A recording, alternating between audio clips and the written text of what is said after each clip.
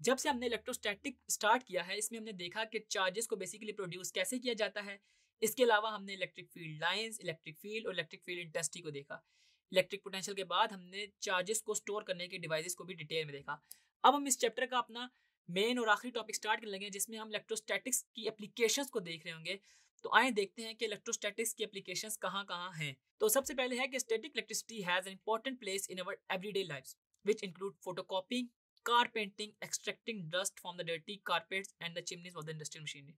यानी कि photocopying machine में, कार पेंटिंग में, या फिर अगर कारपेट से डस्ट पार्टिकल यानी कि जो वैक्यूम क्लीनर होता है उस तक में हम इलेक्ट्रोस्टैटिक्स के फिनोमेना को यूज कर रहे होते हैं।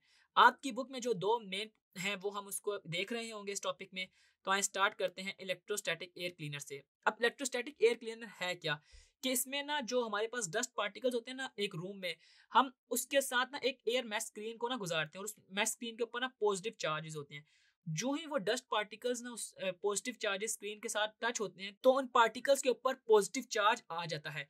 और जब हम सेकेंड टाइम उसमें जो नेगेटिव वाली चार्ज वाली स्क्रीन है, हम इसके अंदर दूसरी दफा स्क्रीन को गुजारते हैं और उस टाइम जो हमारे पास स्क्रीन होती है उसके ऊपर नेगेटिव चार्ज होता है। जब वो नेगेटिव चार्ज वाली screen positive charges dust particle के नजदीक जाती है, वो सारे के सारे डस्ट पार्टिकल नेगेटिव स्क्रीन को जाके स्टिक हो जाते हैं, यानी कि उसके साथ जाके अट्रैक्ट होते हैं। क्योंकि हमने ये चीज अपनी स्टार्टिंग में पढ़ी थी इस चैप्टर के कि जो डिफरेंट चार्जेस होते हैं ना वो एक दूसरे को अट्रैक्ट कर रहे होते हैं। और आपने देखा कि कैसे हमारे पास डस्ट पार्टिकल के ऊपर पॉजिटिव चार्ज था और जो हमारे पास सेकंड मैश स्क्रीन थी उसके ऊपर नेगेटिव चार्ज था।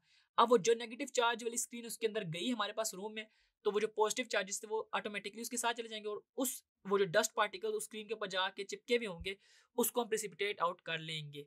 ठीक है। इसके अलावा हमारे पास ना स्प्रे पेंटिंग का आपकी बुक में बताया गया है कि कैसे स्प्रे पेंटिंग में भी इलेक्ट्रोस्टैटिक का फिनोमेना यूज हो रहा होता है कि हम जो हमारे पास स्प्रे गन होती है ना उसको भी ना हम ना इस तरह करते हैं कि जो उसके स्प्रे है ना हमने उसके अंदर ऑटो रिपल्जन जनरेट कर रहे होते हैं, जिसकी वजह से जो उसके स्मॉल पार्टिकल्स है ना वो एक दूसरे से ना अलहदा हुए होते हैं। और सबसे इंपॉर्टेंट जो हमारे पास कार होती है ना उसको हम चार्ज कर देते हैं। फॉर एग्जाम्पल अगर हम उसको पॉजिटिव चार्ज कर देंगे ना तो जो स्प्रे होगा उसको हम नेगेटिव चार्ज कर देंगे। नेगेटिव चार्जेस जो ही हमारे पास पॉजिटिव चार्जेस के ऊपर जाएंगे तो वो एक दूसरे को स्टिकली अट्रैक्ट कर लेंगे।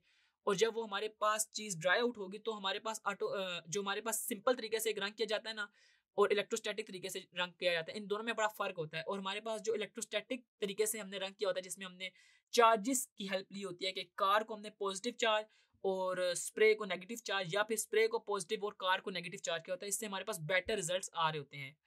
यूँ हमने देखा कि कैसे हम इलेक्ट्रोस्टैटिक्स को अपनी डेली लाइफ में यूज कर रहे होते हैं। इसके अलावा भी बहुत सारे यूजेस हैं जो हमने अपने कैपेसिटर्स में देखा, क्योंकि कैपेसिटर्स भी एक इलेक्ट्रोस्टैटिक का फिनोमेना जनरेट कर रही होती है ना। तो हमारे पास टीवी, रेडियो, कंप्यूटर्स वगैरह में भी एप्लीकेशंस हैं इलेक्ट्रोस्टैटिक की, लेकिन दो मेजर एप्लीकेशन जो आपकी बुक में है वो एक एयर क्लीनर वाली है और दूसरा हमारे पास स्प्रे पेंटिंग की। आई होप आपको ये दोनों समझ आई होंगी। अभी तक के लिए इस टॉपिक में इतना ही। See you in the next topic.